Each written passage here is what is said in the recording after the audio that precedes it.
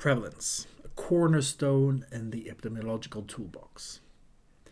It is the extent to which some factor, for instance disease or exposure, is present in a population.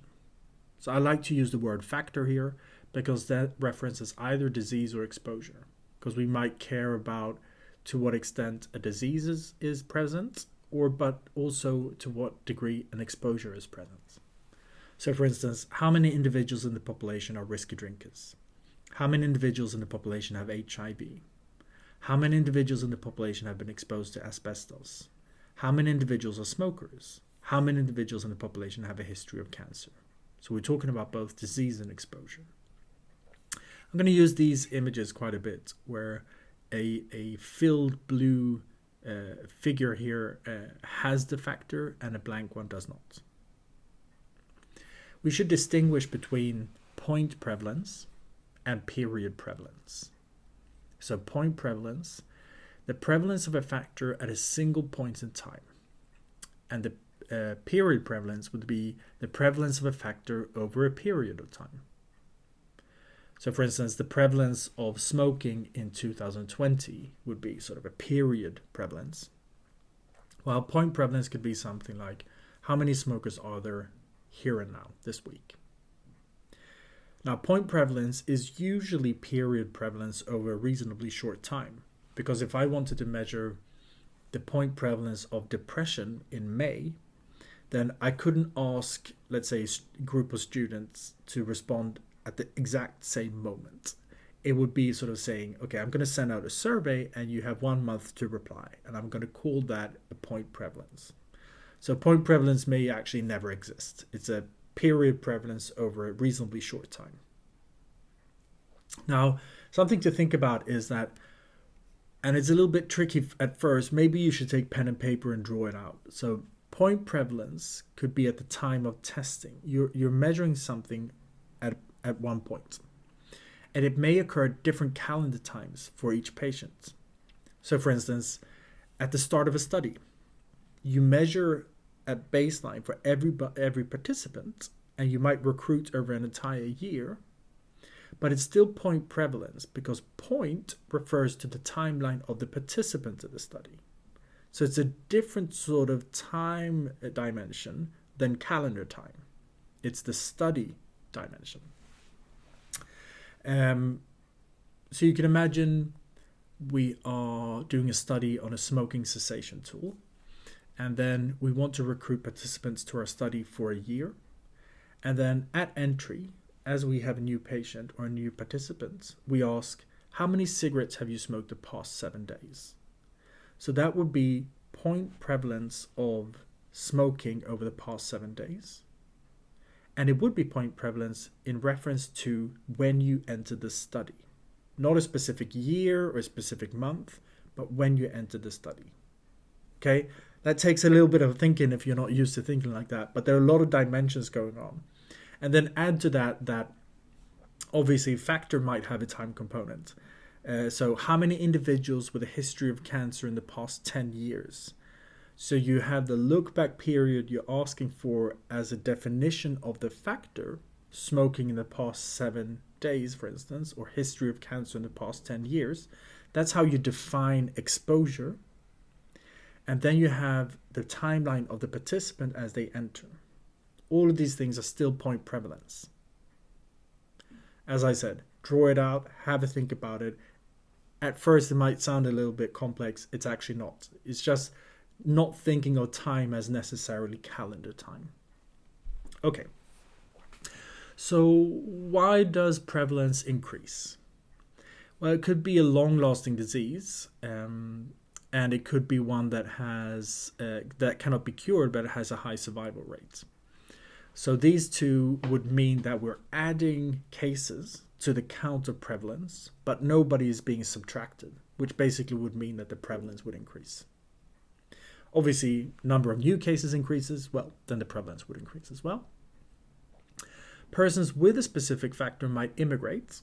That would also inflate the prevalence in a specific population. Persons that are susceptible to contracting the disease might also immigrate, which would then subsequently also increase the prevalence.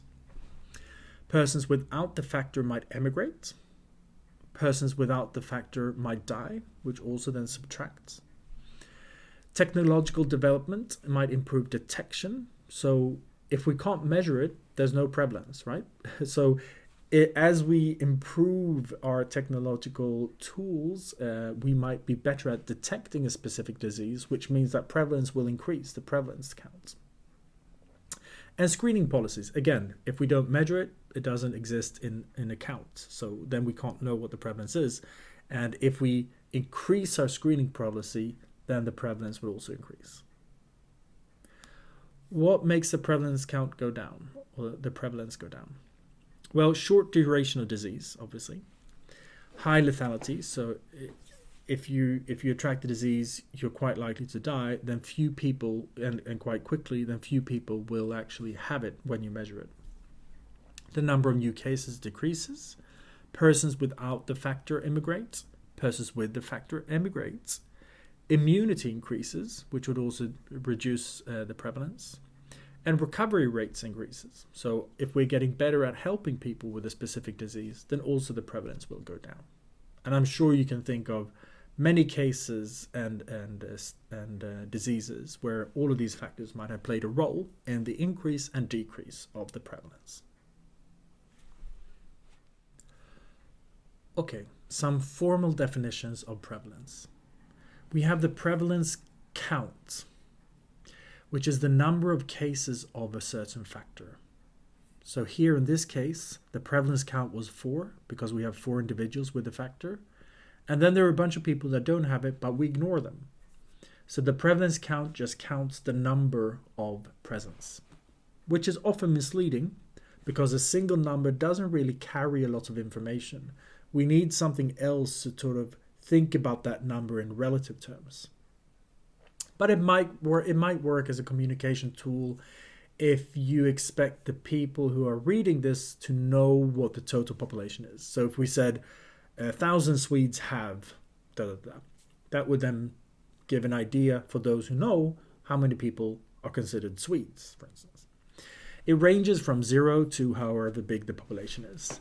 And perhaps it's not a great communication tool, and if possible, we should try to avoid it. The prevalence proportion, on the other hand, is the percentage of the population that presently has the disease or exposure. So here we have 4 cases. We have 6 non-cases. So the prevalence proportion was 40%. That is 4 divided by 4 plus 6. So this actually tells us something about, in relative terms, we can understand that 40% actually tells us a little bit more. It's sometimes referred to as prevalence rate or even just prevalence, as it's the most common measure. So when I just say prevalence, most of the time I mean the prevalence proportion. Sometimes it's reported as 90 out of 1,000, for instance, rather than 9%. Because some people find it easier just to think about counts, and then you could say 90 out of 1,000 rather than 9%. It ranges from 0 to 1. That is 0% to 100%. And it depends on how many people we investigated, which makes it a little bit more appropriate when communicating than the prevalence count. The prevalence odds is a tricky thing. Some people are used to thinking in odds and some are not.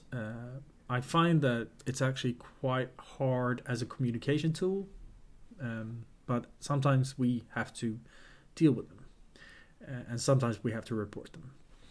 It is the magnitude of the proportion, that is the proportion divided by 1 minus the proportion. So hang on here. It's the number by which you should multiply the prevalence proportion of absence of factor to get the prevalence proportion of presence of factor. So down here, we had 4 cases. What is the prevalence proportion of presence of factor? Well, we got that one before. It's 40%. And what is the prevalence proportion of absence of factor? That's 60%. So you take 40% divided by 60% and you get 0.67 here. So the prevalence odds was 0.67. Another case here, what if the prevalence proportion was 80%? Well, then you would have 0.8 divided by 1 minus 0.8, which would be 0.2, and you get 4. So the odds are 4 to 1 for absence. Okay? So for each absence, there will be 4 presents. Have a think about this and what this means. We're just trying to say something about the two proportions of presence and absence, and how different those two proportions are. That tells us about something about the odds. So in this case, when the odds were 4 to 1, for each absence, there will be 4 presents. It has some convenient statistical properties, the odds have. And sometimes we have no option. We're gonna see cases where we don't have an option, where we have to deal with the odds. It ranges from 0 to infinity. And while I did say that the count isn't very good, so the odds are better than the count because you do get a relative measure, I would say when possible, you should report the prevalence proportion rather than the prevalence odds. One thing to think about is that the proportion goes from 0 to 100, and as the proportion increases, the odds go to infinity. So the odds can look very, very, very big as the proportion increases here. So if the presence is very high or the prevalence rate is very high, then the odds are all extremely high and go to infinity. So the numbers can look very big. Okay, so those are our main measures of prevalence. Prevalence count, prevalence proportion, and prevalence odds.